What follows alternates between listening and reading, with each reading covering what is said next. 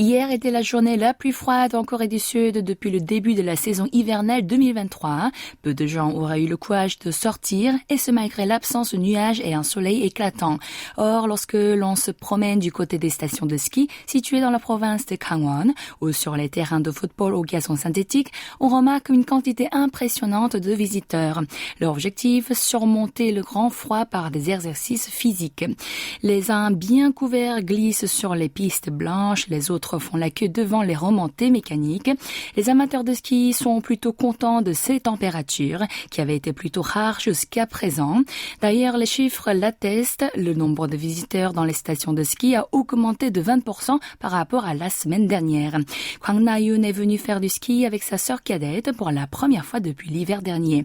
Selon elle, c'était le moment idéal pour jouir d'un beau paysage neigeux, plein de gens heureux, le tout confortablement assise sur le télésiège.